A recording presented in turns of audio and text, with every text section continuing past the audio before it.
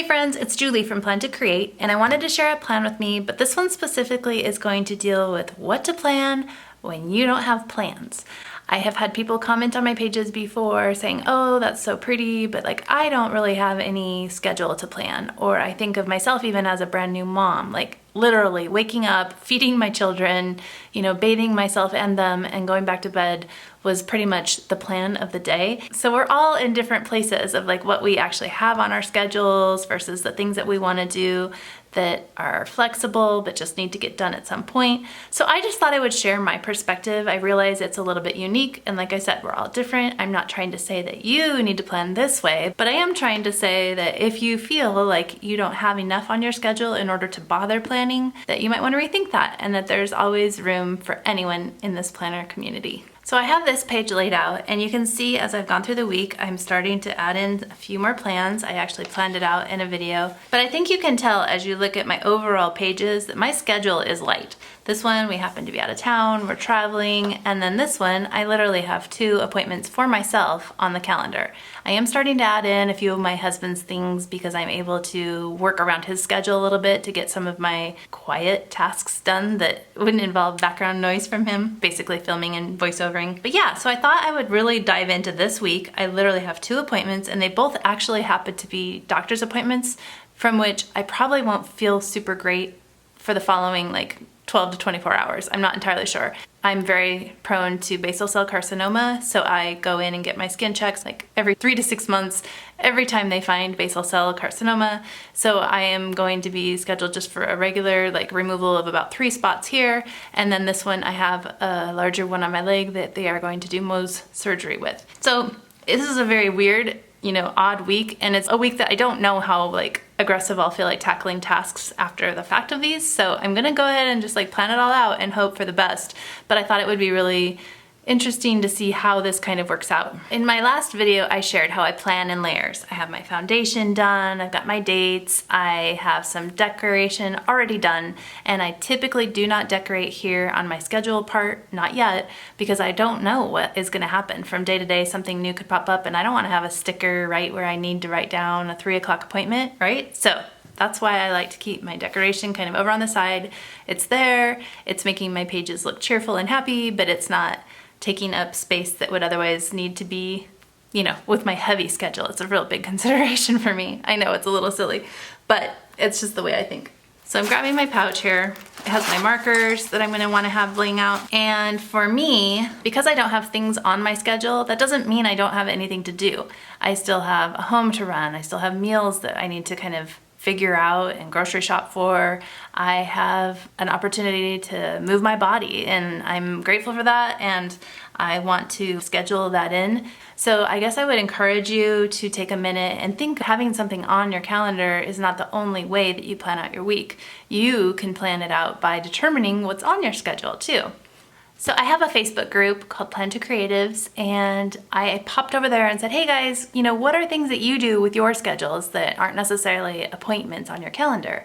And Laura chimed in that she definitely, like me, includes her meal plan, her zone cleaning tasks, and she has a 365 declutter weekly challenge that she then uses her planner to track. She pays attention to, what shows she wants to watch on certain days, and maybe what movies she wants to catch, YouTube videos that she wants to catch up on. I know earlier she mentioned that she's, a Patreon for a couple of different channels, so she doesn't want to let things slip. She's actually paying for that service, so she writes down on her monthly view, I think it was, which videos on YouTube she wants to make sure to watch.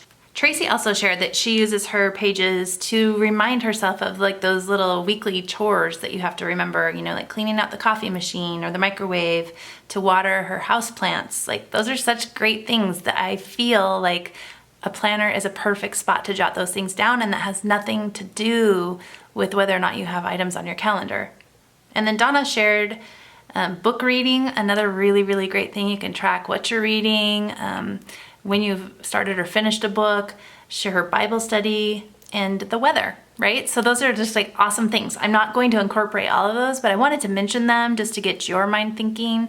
And I would highly encourage you just to jot a note in your planner somewhere, what is it that I want to do that helps round me out as the person I want to be, that literally has nothing to do with our schedule.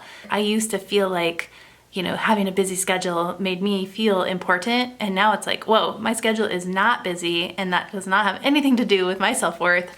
And all the things that I'm adding in on my own and I'm using to like self-develop myself, those are important, as important or more important to me than having items on my schedule. So I did this the other week and I'm going to do it again, but I'm going to just chalk off this time up at the top. I have plenty of room up here. I don't need it. I don't need anything on my calendar before 8 a.m. Like there's really nothing that I'm scheduling before 8 on any day. If you're on a vertical daily, number one, and the hours, if those freak you out, like maybe just ignore them. That is another thing that I'm strongly considering, is either A, removing the hours on this weekly spread, or just learning to ignore them. The issue being is that I do like to have them, so if I am scheduling something in the future, it's really nice to just have a place to put them. However, I recently watched a plan with me where Hiba is using her passion planner, and it has all the hours in it, and she does not pay attention. She just divides it into a section for her work. And so that's like how she uses that space. Because I have all these lines down here, I don't feel like I necessarily need a section for work, but that is just another idea. You could literally divide this with another strip of washi down the middle and have like, your home life and your kids' schedule. I mean, you can divvy it out in so many ways. Don't feel overwhelmed by the big chunk of space that's sitting there staring at you. Divide it up, that makes it work for you. So meal planning is something that I literally hate to do, but I need to do, because my mode of operation would be just to carry about my day, not think about food, and then literally at 4:30 be starving and just want to order food. So the way I try to avoid that is by having a plan, having those groceries already on hand. So I typically do it around 5 or 6, and I'm actually going to bump it a little bit higher here just to help divide the space. So what I'm trying to basically do is to shrink this space down into the hours of the day so that I'm not overwhelmed. Shrinking it down to a space where I feel more comfortable. Those are so not straight.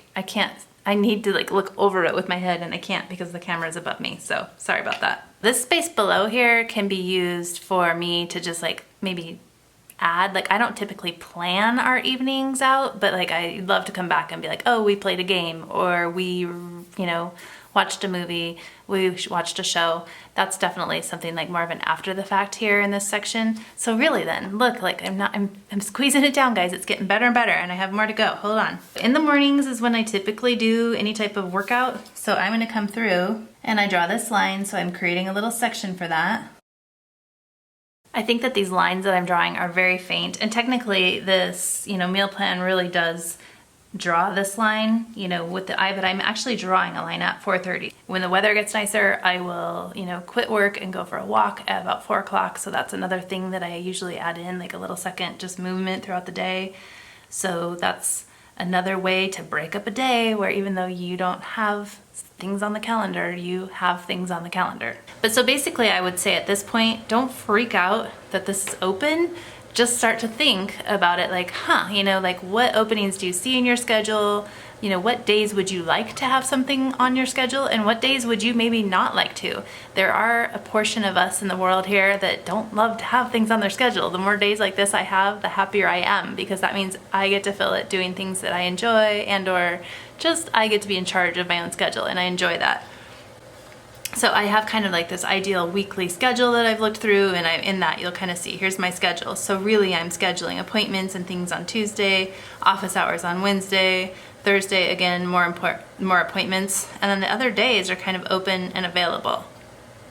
So I was consulting my own schedule, but I did just notice on my iCalendar, which I'm constantly referring to as I'm planning, that my husband does have a couple of meetings that week, and I have no idea, like I said, how great I'll be feeling on that Wednesday and Thursday. But if he's going to be away at the office and I needed to do a film or voice over a little segment for one of my videos, then that's my opportunity to do that. So I have just started to use these little corner stickers and just throw those in when he has the appointments. The planner spot is releasing some mini corners, and I'm super excited because that's even better. The less space it takes, but just still is present in my planner, the better, because I don't need for him to take up space in my planner, for goodness sake.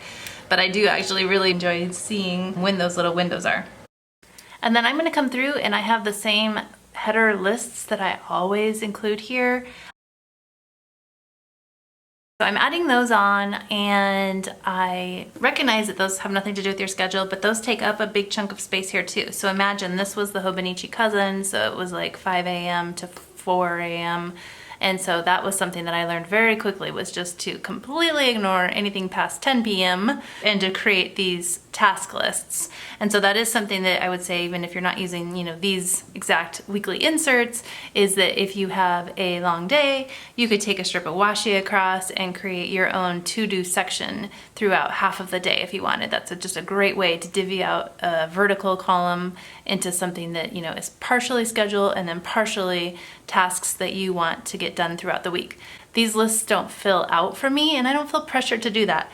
In fact, I have done a section at the bottom that you can further time out, and I've done like my outfit of the day, or if I have any specific spending that I've done. Try not to feel overwhelmed by the scope of the schedule and just try to make it yours. I've said it once, I'll say it 10 times in this video. The other thing is tracking, and I don't have a ton of things I'm tracking here, but I do like these little tracker stickers from the planner spot. You can just write in something that you want to track and then, check it off each day as you do it. Lately, I have been trying to introduce vitamins, and I just am not very good at doing that. So I'm going to write that in. I don't know where my camera just turned off, but I just grabbed these cute little icons. That's another thing that I have been adding, is just when we need to set our trash and recycle out each week. Okay, so like I said earlier, the other ladies from my Facebook group had some really great ideas. There are ways to add events into your actual schedule up here. So maybe like I did, like your workout, you just want to get something done every day at the same time. Maybe you just want to get it done sometime throughout the day, so you could track it over here. There's ways to track without filling out an actual habit tracker.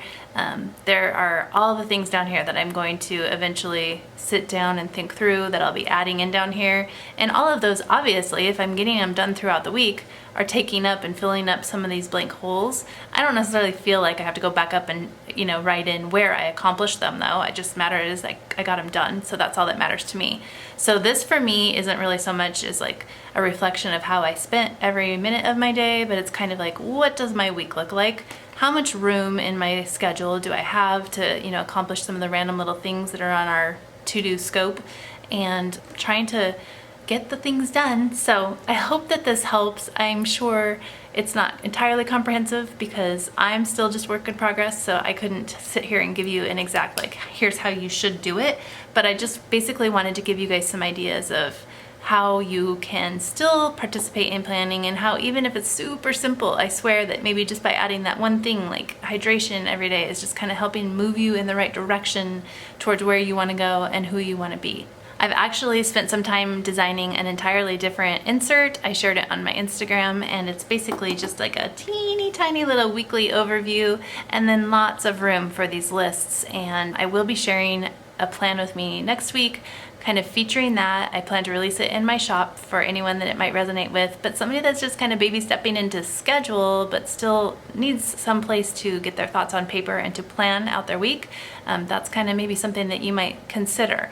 So this, is a little bit overwhelming, all of this space for each day. So you can also just keep in mind that you could find an insert that takes a smaller bit of space for the scheduling part and gives you a lot more room for the filling in the gaps portion of planning. So I'd love to hear from you guys. So take a second to connect with me in the comments below. Let me know where you're at. If you are just barely up to your eyeballs in scheduling and can't even imagine this open of a schedule, it's okay, let me know. But if you're like me and this was helpful, or just, kind of would love to hear a little bit more about your planning situation and background. All right, guys, until next time, take care.